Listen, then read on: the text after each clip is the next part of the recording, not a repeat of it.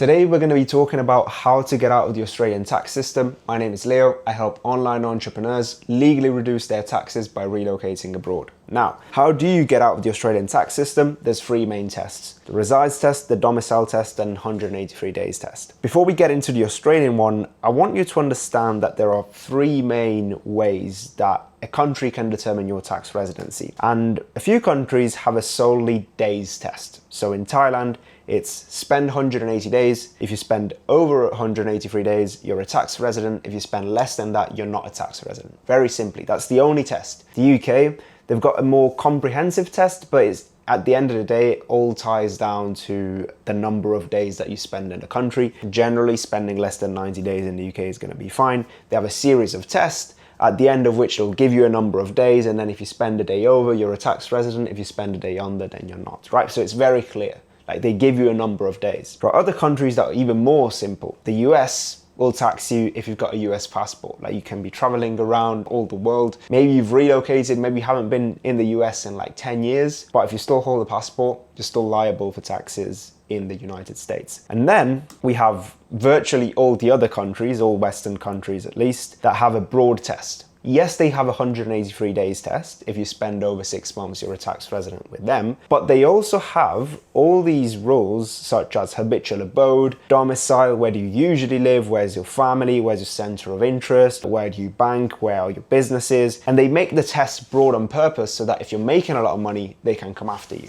right? It's done on purpose. And here's where the concept of like civil residency and tax residency kind of overlap. There's people who confuse it. Civil residency is basically just where you reside. If you have like a residency permit, if you have a house. Tax residency, if you meet the rules of that country and you're a tax resident, you have to pay taxes in that country. Okay, so Australia obviously belongs to one of these categories, and they make their tests broad on purpose so that if you're making a lot of money, they can come after you. Now, how do we not do that? So the first test is a resides test. So if you reside in Australia, you're a tax resident. So what does this mean? These are some of the factors that can be used to determine residency status. So physical presence, how long are you actually in Australia during the tax year? And again, the more you're staying here, the more likely you are to meet the resides test. But there is no like set number of days where you're like, oh yeah, if he spends less than this, he's not residing here. It just all works holistically, right? Intention and purpose, again, very abstract. It's like, how long do you want to stay here? Are you here to actually live? Are you here to visit family? Usually the strongest ties are like children and spouse. So like wife, parents, like of course you can't move your parents, it's okay. Business or employment ties, do you have companies in Australia? Maintenance and location of assets, so like do you own property, do you own a car, do you bank over there? Do you have like storage? I don't know, right? And then social and living arrangements. So again, where do you live? Like where do you go when you go back? Like if you've got an open house that you can go back to, that maybe you're not even renting out, or maybe you're renting out short term on Airbnb, but when you go back, you can actually stay back, you might still meet the resides test. And there's a few others like, gym memberships, even if you've got an Australian SIM card still, like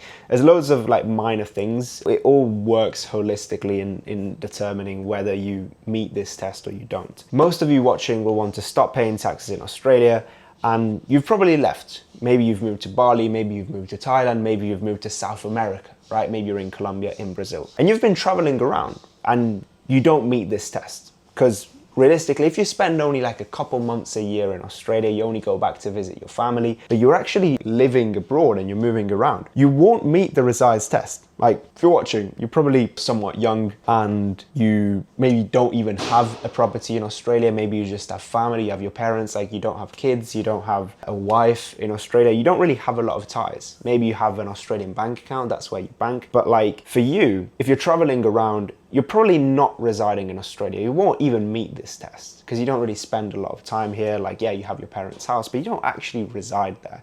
So then the problem becomes the test number 2, which is the domicile test, which is if your domicile is in Australia, you're a tax resident. Simple as that, which is a place that is your permanent home. Again, what does that mean? It's broad on purpose, right? So if you're born in Australia, your domicile by default is Australia, which is by origin, right? Domicile by origin, you were born there, you grew up there, that's your domicile. And in order to fail the domicile test, right, so we're not a tax resident, you need to change it. So how do we change it? There's a thing called domicile by choice. You can choose to have your domicile somewhere else, but you actually need to have another place. You can't just hop from Airbnb to Airbnb. Even if the contracts are like 3 months and 3 months, those are clearly not places where you can stay permanently. Those are clearly places where you'd go and then you'll leave. You're looking for a domicile, your permanent home.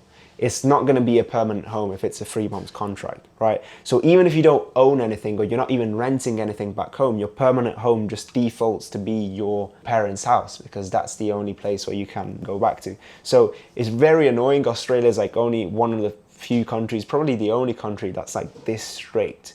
And this domicile test basically makes it so that you cannot be a tax resident of nowhere or like a digital nomad, right? You actually need to relocate if you want to break tax residency with Australia. So it literally says on the Australian government's website, you're domiciled here unless we're satisfied that your permanent place of abode is outside of Australia. So basically you need to show them that you're living somewhere else. So it's a shame.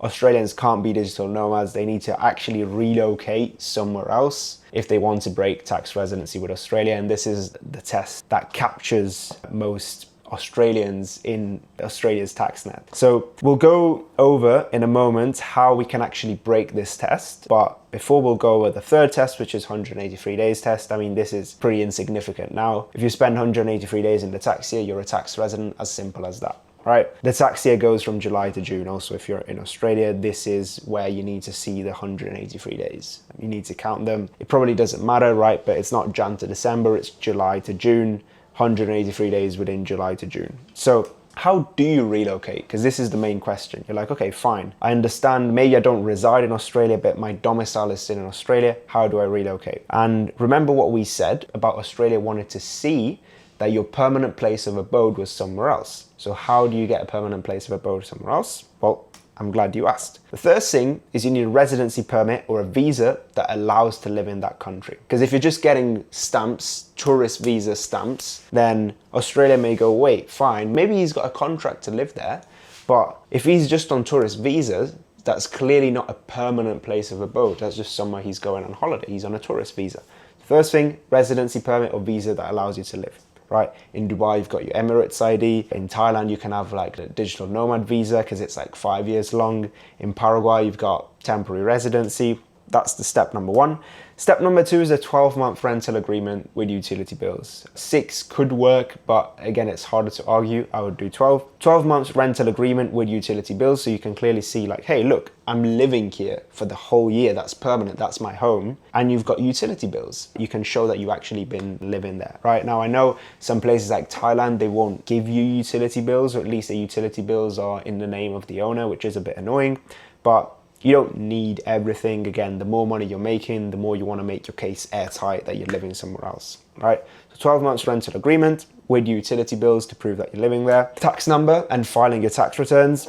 You actually want to get a tax number in your new country and show that you've been filing your tax returns somewhere else. So you can show them, hey, look, this is my new tax home. This is where I file my tax returns. Even if you're not paying a lot of taxes, it doesn't matter. Like if you relocate to Panama and you're not paying any taxes, that's still fine because you're living there and you're just following their rules. It's not that you're evading, you're just following the rules of the country you live in, and they just happen to not have a lot of taxes, right? Offshore company / job abroad. So obviously you don't want to have an Australian company, you don't want to have an Australian ABN, you want to have a company somewhere else that's on the center of interest, right? Your center of economical interest is somewhere else, your money's somewhere else, and your local bank account, ideally you want somewhere else. And I know this is like the hardest bit because it's easy for everyone to relocate, but then you're like, wait, hold on, I only have an Australian bank account. Where do I even keep my money, right? Maybe my company's offshore, but how do I open a local bank account like somewhere else? Because again, if you've got a lot of money in Australia, they can be like, wait, this guy's got a lot of money,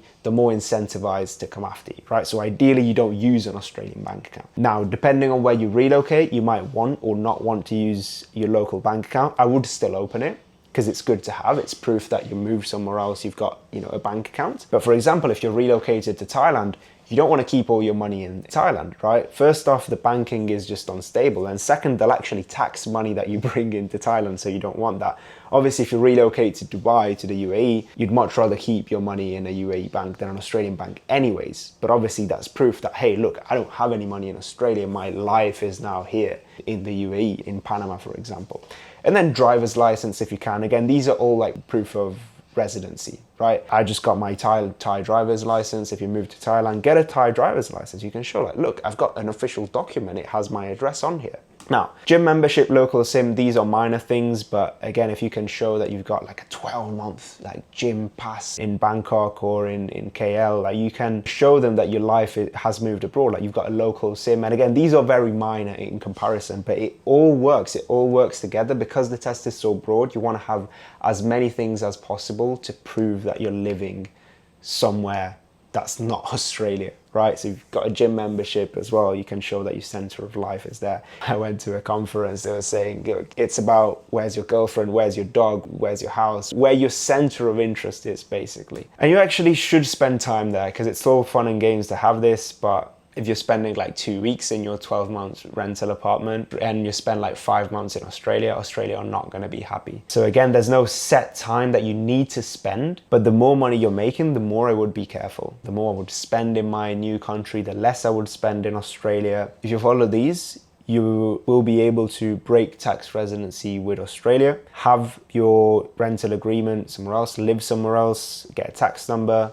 have an offshore company, get a local bank account, driver's license, like gym membership, spend time there, which basically means you have to move somewhere else. If you want to get out of the Australian tax system, it's not easy, but you're just going to have to move somewhere else and use that as your base and only come back to Australia as a tourist or on holiday. So this is the end of the presentation. If you have any questions, drop them below. If you want to talk with me one-on-one about your situation, about how you can get out of the Australian tax system, you can book a consultation call one-on-one with me using the first link in the description. Thanks for watching. Bye-bye.